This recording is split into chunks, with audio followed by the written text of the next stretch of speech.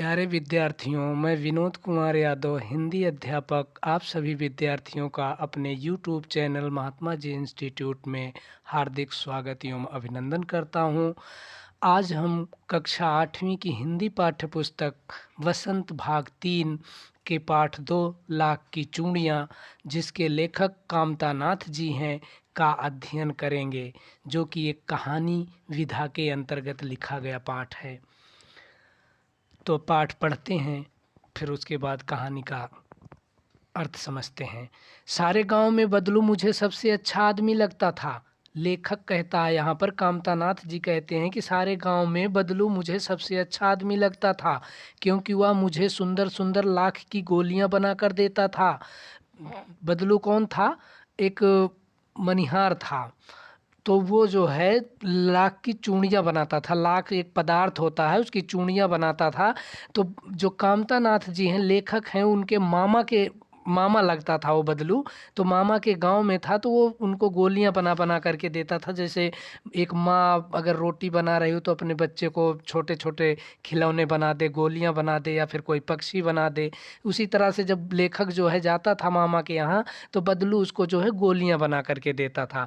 मुझे अपने मामा के गांव जाने का सबसे बड़ा चाव यही था कि जब मैं वहां से लौटता था तो मेरे पास ढेर सारी गोलियां होती, रंग बिरंगी गोलियां, जो किसी भी बच्चे का मन मोह लें। मतलब लेखक इसीलिए ज़्यादा उत्साहित रहता था, बहुत ही परेशान रहता था मामा के यहाँ जाने के लिए। क्यों? क्योंकि बदलू के पास जाएगा और रंग बिरंगी गोलियां बनवा करके और ले आएगा और अपने बच्चों को सबके सामने दिखाएगा। वैसे तो मेरे मामा के गांव का होने के कारण मुझे बदलू को बदलू मामा कहना चाहिए था, परंतु मैं उसे बदलू मामा ना कहकर बदलू काका कहा करता था, जैसा कि गांव के सभी बच्चे उसे कहा करते थे। कहने का मतलब लेखक ये कह रहा है कि बदलू उसका पद में मामा लगता था, लेकिन वो जब गांव के बच्चे जो है काका काका कहते थे, तो बदलू भी उन्हीं बच्चों के जैसा वो भी बोलता था, वो मामा को काका ही कहता था, बदलू को काका ही कहता था।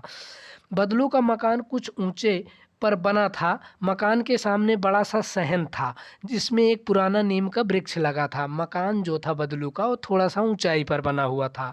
और एक सहन था, सहन कहते हैं जो जैसे अहाता घेर दिया जाता है, जिसको आंगन बोलते हैं। अब तो घरों में आंगन ही नहीं होता, पहले के घरों में बहुत बड़े बड़े आंगन होते थे। सहन था जिसमें एक पुराना नीम का वृक्ष लगा था, उसमें एक नीम का पेड़ लगा हुआ था। उसी के नीचे बैठकर बदलू अपना काम किया करता था। बगल में भट्ठी दहकती रहती, जिसमें वह लाख पिघलाया करता। सामने एक लकड़ी की चौखट पड़ी रहती, जिस पर लाख के मुलायम होने पर कह उसे सलाख के समान पतला करके चूड़ी का आकार देता था। मतलब वो नीम के पेड़ के नीचे बैठ करके खटिया पर, मचिया पर, और वहीं बगल में भट्ठी बना रखा था, जिसमें वो लाख को पिघलाता था। और पिघला करके जब चूड़ियाँ बनाता था, तो एक लकड़ी का जो है अच्छा मुठियादार एक गोल लकड़ी का वो रखता था, उसी से जो है उसको डाल करके और चूड़ियों को गोल करता था, आकार देता था। पास में 4-6 विभिन्न आकार की बेलन नुमा मुंगेरियाँ रखी रहती थी, जो आगे से कुछ पतली और पीछे से मोटी होती। लाख की चूड़ी को आकार देकर वह उन्हें मुंगेरियों पर चढ़ाकर गोल और चिकना बनाता, और तब एक एक कर पूरे हाथ की चूड़ियाँ बना चुकने के पश्चात वह उन पर रंग करता था। वहाँ पर एक लकड़ी के 5-6 मतलब मुंगरी रखी हुई थी, जो सामने पहले आगे तो पतली होती हैं, पीछे की जैसे जैसे जाता है हिस्सा वैसे वैसे वो मोटी हो जाती थी। तो उसमें वो डाल करके जो है चूड़ियों को, उनको आकार देता था, उनको मतलब अच्छी बनाता था, उनके आकार को सही गोल करता था। और फिर जब पूरे हाथ की बन जाती थी तो उन पर रंगाई करता था। बदलुई आकार सदा ही एक मचिए पर बैठकर किया करता था, जो बहुत ही पुरानी थी। बगल में ही उसका हुक्का रखा रहता, जिसे वह बीच बीच में पीता रहता। गांव में मेरा दोपहर का समय अधिकतर बदलू के पास बीतता। वह मुझे घंटों बैठे बैठे उसे इस प्रकार चूड़ियाँ वह मुझे लला कहा करता, और मेरे पहुंचते ही मेरे लिए तुरंत एक मचिया मंगा देता। मैं घंटों बैठे बैठे उसे इस प्रकार चूड़ियाँ बनाते देखता रहता। लगभग रोज ही वह 4-6 जोड़े चूड़ियाँ बनाता। पूरा जोड़ा बना लेने पर वह उसे बेलन पर चढ़ाकर कुछ क्षण चुपचाप देखता रहता, मानो वह बेलन ना होकर किसी नौवधू की कलाई हो। बदलू का कार्य जो है वो मचिए पर बैठ करके करता था। मचिया एक छोटी सी होती है बैठने के लिए, और बगल में जो है हुक्का रखा रहता था, और बीच बीच में वो हुक्का पी लिया करता था। तो जो लेखक है वो कहता है कि जब मैं मामा के यहाँ जाता था तो मेरा अधिकतर समय जो है वो बदलू के पास ही बीतता था और बदलू मुझे लाला कहा करता था। और पहुँचते ही मेरे लिए भी एक मंचिया मंगवा देता और उस पर मैं बैठ कर के जो है वो चूड़ियाँ बनाता और मैं देखता रहता था। तो वो जब चूड़ियाँ बना कर के उस बेलन में पहनाता जाता था तो फिर बाद में ऐसा लगता था कि ये बेलन नहीं बल्कि एक नई विवाहिता स्त्री के हाथ में चूड़ियाँ पहनाई गई हैं। बदलू मनिहार था। मनिहार कहते हैं चूड़ियाँ बनाने का जो व्यवसाय करते हैं, जैसे दूध बेचने वाले को दूधिया, या फिर सब्जी बेचने वाले को सब्जी वाला, या फिर खेती करने वाले को किसान, सोने का काम करने वाले को सुनार, लोहे का काम करने वाले को लुहार। उसी तरह से बदलू मनिहार था। मनिहार चूड़ियाँ बनाने का काम करते थे। चूड़ियाँ बनाना उसका पैतृक पेशा था। पैतृक का मतलब होता है उसके पूर्वज भी जो है चूड़ियाँ बनाते थे और वास्तव में वह बहुत ही सुंदर चूड़ियाँ बनाता था। उसकी बनाई हुई चूड़ियों की खपत भी बहुत थी। उस गांव में तो सभी स्त्रियां उसकी बनाई हुई चूड़ियाँ पहनती थी। आसपास के गांव के लोग भी उससे चूड़ियाँ ले जाते थे, परंतु वह कभी भी चूड़ियों को पैसों से बेचता न था। उसका अभी तक वस्तु विनिमय का तरीका था। वस्तु विनिमय का मतलब समझते हैं? वस्तु के बदले वस्तु लेना। चाहे तो कोई भी चीज़ दे दें, चाहे गेहूँ धान चावल कुछ दे दें, वस्तु लेकर के, उसी को वस्तु विनिमय कहते हैं। मतलब वस्तु के बदले वस्तु लेना, आदान प्रदान करना तरीका था। और लोग अनाज के बदले उससे चूड़ियाँ ले जाते थे। बदलू स्वभाव से बहुत सीधा था। मैंने कभी भी उसे किसी से झगड़ते नहीं देखा था। वो मतलब सरल स्वभाव का व्यक्ति था। वह कभी किसी से तू मैं या किसी तरह की कोई झगड़ा नहीं करता था। जो कोई जो कुछ दे देता था वो वही ले लेता था। हाँ, शादी विवाह के अवसरों पर वह अवश्य जिद पकड़ जाता था, लेकिन जब शादी विवाह का अवसर होता था तब तो वो जिद करता था कि नहीं जी, मैं तो इतना ही लूँगा। जीवन भर चाहे कोई उससे मुफ्त चूड़ियाँ ले जाए, परंतु विवाह के अवसर पर वह सारी कसर निकाल लेता था। पूरे समय चाहे कोई उससे मुफ्त में चूड़ियाँ ले जाए, फ्री में जिसको कहते हैं, लेकिन जब शादी ब्याह का समय आता था तो उस समय वह पूरी कसर अपनी, मतलब पूरी पीछे तक की सारी कसर जो है निकाल लेता था। आखिर सुहाग के जोड़े का महत्व ही और हो तो है। मुझे याद है मेरे मामा के यहाँ किसी लड़की के विवाह पर जरा सी किसी बात पर बिगड़ गया था और फिर उसको मनाने में लोहे लग गए थे। विवाह में इसी जोड़े का मूल्य इतना बढ़ जाता था कि उसके लिए उसकी घरवाली को सारे वस्त्र मिलते, ढेरों अनाज मिलता, उसको अपने लिए पगड़ी मिलती और रुपए जो मिलते सो अलग।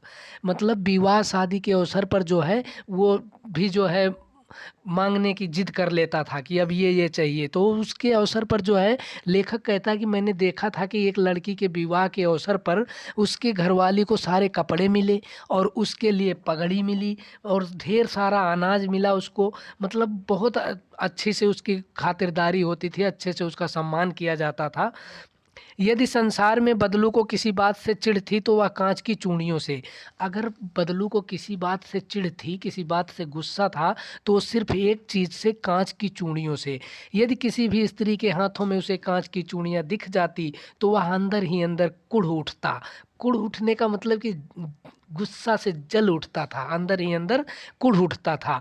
और कभी कभी तो दो चार बातें भी सुना देता था और कई बार व्यंग भी कर देता था, उन पर कमेंट भी करता था, ताना भी सुना देता था। मुझसे तो वह घंटों बातें किया करता था। कभी मेरी पढ़ाई के बारे में पूछता, कभी मेरे घर के बारे में और कभी यूं ही शहर के जीवन के बारे में। मैं उससे कहता कि शहर में सब कांच की चूड़ियाँ पहनते हैं, तो वह उत्तर देता, शहर की बात और है लला, वहाँ तो सभी कुछ होता है। वहाँ तो औरतें अपने मर्द का हाथ पकड़कर सड़कों पर घूमती भी हैं और फिर उनकी कलाइयाँ नाजुक होती हैं ना, लाख की चूड़ियाँ पहने तो मोच ना आ जाए। लेखक कहता है कि मैं तो जो है घंटों बैठा करता था उसके पास। तो कभी कभी जो है बदलू, कभी कभी तो उसके घर के बारे में, कभी पढ़ाई के बारे में और कई बार तो शहर के बारे में कांच की चूड़ियाँ पहनते हुए मैंने कहता था कि शहर में तो अब सारी स्त्रियाँ कांच की चूड़ियाँ पहनती हैं। तो वह उत्तर देता था कि लला, शहर की बात तो कुछ और ही है। वहाँ तो स्त्रियाँ जो है अपने मर्द के कंधे पर हाथ रख करके, अपने पति के कंधे पर हाथ कर रख करके चलती हैं। वहाँ की तो बात ही छोड़ दो और उनकी कलाइयाँ इतनी नाजुक हैं कि वो लाख की चूड़ियों का बोझ ही नहीं सहन कर पाएंगी। कभी कभी बदलू मेरी आखिरी अच्छी खासी खातिर भी करता। लेखक कहता है कि बदलू कभी कभी तो मेरी बहुत ही खातिर करता था, बहुत सम्मान करता था। जिन दोनों उसकी गाय के दूध होता वह सदा मेरे लिए मलाई बचा कर रखता। और आम की फसल में तो मैं रोज़ ही उसके यहाँ से 2-4 आम खा आता, परंतु इन सब बातों के अतिरिक्त जिस कारण वह मुझे अच्छा लगता वह यह था कि लगभग रोज़ ही वह मेरे लिए 1-2 गोलियाँ बना देता था। लेखक कहता है कि मेरा इतना परिचय था, इतना वो मान-सम्मान करता था बदलू, कि जब उसकी गाय दूध देती थी तो वो मलाई हमारे लिए बचा कर के रखता था। और आम जब होता था आम की फसल में, तो हमारे लिए अच्छा आम रखता था, अच्छे-अच्छे आम खिलाता था मुझे। लेकिन इन सब के अलावा भी मुझे जो सबसे अच्छा लगता था उसका, वो रोज़ मेरे लिए 1-2 गोलियाँ बना कर के देता था। लाख की जिसकी चूड़ियाँ बनाता था उसी की गोलियाँ बना देता था। मैं बहुधा हर गर्मी की छुट्टी में अपने मामा के यहाँ चला जाता था और 1 आध महीने वहाँ रहकर स्कूल खुलने के समय तक वापस आ जाता। लेखक कहता है कि मैं अक्सर जो है गर्मी की छुट्टियाँ जब होती थी तो मैं मामा के यहाँ चला जाता था और 1 आध महीने रह कर के स्कूल खुलने के समय तक वापस आता था। परंतु 2-3 बार ही मैं अपने मामा के यहाँ गया होऊँगा, तभी मेरे पिता की एक दूर के शहर में बदली हो गई और एक लंबी अवधि तक मैं अपने मामा के गाँव ना जा सका। लेखक कहता है कि मैं 2-4 बार ही गया था कि उसके बाद मेरे पिताजी की कहीं दूसरे शहर में बदली हो गई, ट्रांसफ़र हो गया था। तो क्या हुआ कि मैं एक लंबी अवधि के लिए, बहुत काफ़ी समय के लिए मैं अपने मामा के यहाँ नहीं जा सका। तब लगभग 8-10 वर्षों के बाद जब मैं वहाँ गया, तो इतना बड़ा हो चुका था कि लाख की गोलियों में मेरी रुचि नहीं रह गई थी। जब 8-10 साल बीत गए और फिर मैं गया, तो बच्चे बड़े हो जाते हैं तो वो छोटे वाले खिलौनों के प्रति फिर उनका आकर्षण कम हो जाता है। तो वही लेखक कहता है कि जब मैं इतने सालों के बाद गया तो लाख की गोलियाँ जो पहले मैं बहुत चाव से उनको इकट्ठा करता था, उनके प्रति मेरा जो है रुचि जो है, मेरी रुझान नहीं रह गई। अतः गाँव में होते हुए भी कई दिनों तक मुझे बदलू का ध्यान ना आया। गाँव में होते हुए भी मैं बदलू को याद नहीं आया। क्यों नहीं याद आया? क्योंकि पहले तो गोलियों की ज़रूरत होती थी, तो इसलिए बदलू की याद आया करती थी और बदलू से प्रेम भी रखता था। अब तो उन गोलियों से लगाव ही नहीं रहा, रुचि ही नहीं रही, तो बदलू का कहाँ से ध्यान आए। इस बीच मैंने देखा कि गाँव में लगभग सभी स्त्रियाँ काँच की चूड़ियाँ पहने हैं। बिरले ही हाथों में मैंने लाख की चूड़ियाँ देखी। इस समय मैंने क्या देखा कि गाँव की सारी स्त्रियाँ जो हैं, सभी महिलाएँ जो हैं, वो लगभग काँच की चूड़ियाँ, सुंदर-सुंदर चूड़ियाँ पहनने लग गई हैं। कुछ बिरले हाथों में ही, बिरले का मतलब कि कहीं एक आधा हाथ देखने को मिलता था, जिनमें कि लाख की चूड़ियाँ देखी। तब एक दिन सहसा मुझे बदलू का ध्यान हो आया। एक दिन अचानक से बदलू का ध्यान आया। बात यह हुई कि बरसात में मेरे मामा की छोटी लड़की आंगन में फिसल कर गिर पड़ी और उसके हाथ की काँच की चूड़ी टूटकर उसकी कलाई में घुस गई और उससे खून बहने लगा। मेरे मामा उस समय घर पर न थे, मुझे ही उसकी मरहम पट्टी करनी पड़ी। तभी सहसा मुझे बदलू का ध्यान हो आया और मैंने सोचा कि उससे मिल आऊँ। अतः शाम को मैं घूमते-घूमते उसके घर चला गया। बदलू वहीं चबूतरे पर नीम के नीचे एक खाट पर लोटा था। क्या हुआ कि जब लेखक अपने मामा के यहाँ गया हुआ था, तो उसके छोटे मामा की एक लड़की थी जो कि बरसात का समय था और वो आंगन में फिसल करके गिर गई थी और काँच की चूड़ियाँ जो हाथ में थी वो टूट करके हाथ में चुभ गई थी और उसमें से खून आने लग गया था। तो उसको याद आ गया काँच की चूड़ियाँ का और उसकी लाख की चूड़ियाँ का जब ध्यान आया कि बदलू लाख की चूड़ियाँ बनाता था, तो उसने सोचा कि अब बदलू मामा से जो है, काका से मिल करके आऊँ। तो वह शाम को जो है घूमते-घूमते चला गया, तो बदलू वहीं चबूतरे पर, चबूतरा होता है, एक चबूतरा सा बना दिया जाता है किसी वृक्ष के सहारे जो है, तो उस चबूतरे पर बैठा हुआ जो है, खाट के नीचे लेटा हुआ था। नमस्ते बदलू काका, मैंने कहा। लेखक ने कहा, नमस्ते बदलू काका। नमस्ते भैया। नमस्ते किया उसने। उसने मेरी नमस्ते का उत्तर दिया और उठकर खाट पर बैठ गया। नमस्ते करते हुए, आदर सत्कार करते हुए वह उठ कर के खाट पर बैठ गया, परंतु उसने मुझे पहचाना नहीं और देर तक मेरी ओर निहारता रहा।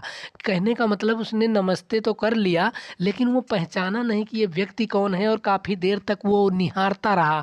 मतलब निहारने का कि एकटक देखता रहा कि ये व्यक्ति कौन है, पहचानने के लिए। मुझे पहचाना नहीं और देर तक मेरी ओर निहारता रहा। मैं हूँ जनार्दन काका। बोला कि मैं हूँ जनार्दन काका। बताया लेखक, आपके पास से गोलियां बनवा कर ले जाता था। परिचय अपना पुराना भूल गया जो बताया था। मैंने अपना परिचय दिया। बदलू फिर भी चुप रहा, मानो अपने स्मृति पटल पर अतीत के चित्र उतार रहा हो। तब वह एकदम बोल पड़ा, आओ आओ लला, बैठो, बहुत दिन बाद गाँव आए हो। मानो वह अपनी स्मृति के पटल पर, कि मतलब अपनी याददाश्त को दोहरा रहा हो कि कौन था जो गोलियां ले जाता था। वो फिर सहसा उसने कहा, उसको याद आ गया और बोला, लला आ जाओ, बैठो। बहुत दिन बाद गाँव आए हो, बहुत दिनों के बाद आए हो। हाँ, इधर आना नहीं हो सका काका, मैंने चारपाई पर बैठते हुए उत्तर दिया। लेखक कहता है कि मैंने बैठते हुए चारपाई पर उत्तर दिया कि हाँ काका, इधर नहीं आ पाया।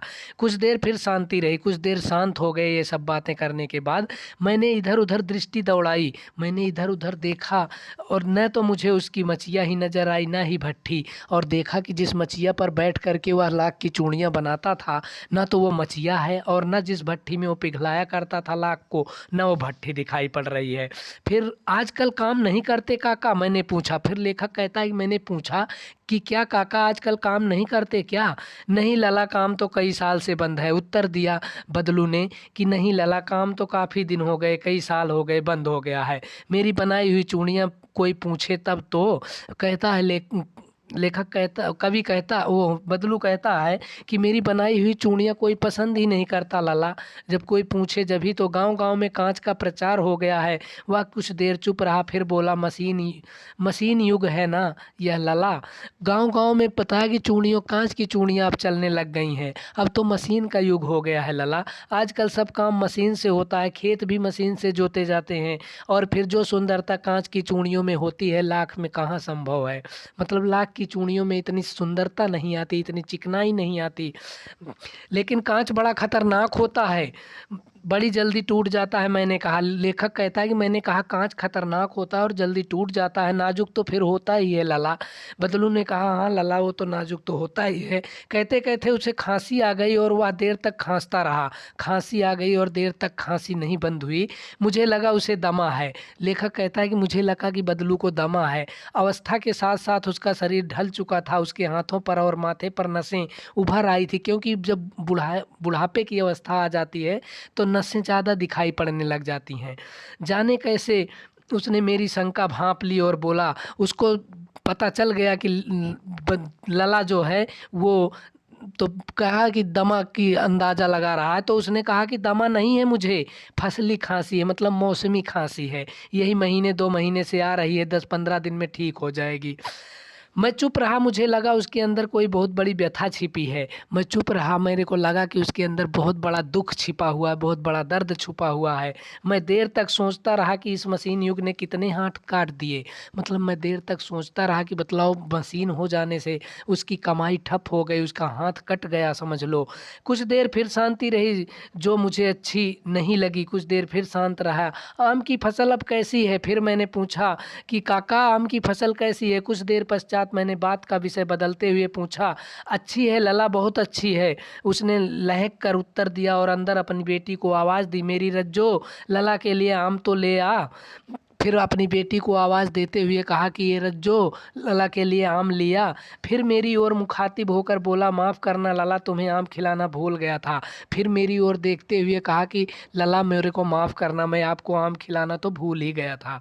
नहीं नहीं काका, आम तो इस साल बहुत खाए हैं। नहीं, लेखक कहता है कि नहीं काका, आम तो हमने इस साल बहुत खाए हैं। वाह वाह, बिना आम खिलाए कैसे जाने दूंगा तुमको? फिर बदलू कहता है कि नहीं, मैं बिना आम खिलाए तुम्हें जाने नहीं दूंगा। मैं चुप हो गया, मुझे वे दिन याद हो आए जब वह मेरे लिए मलाई बचा कर रखता था।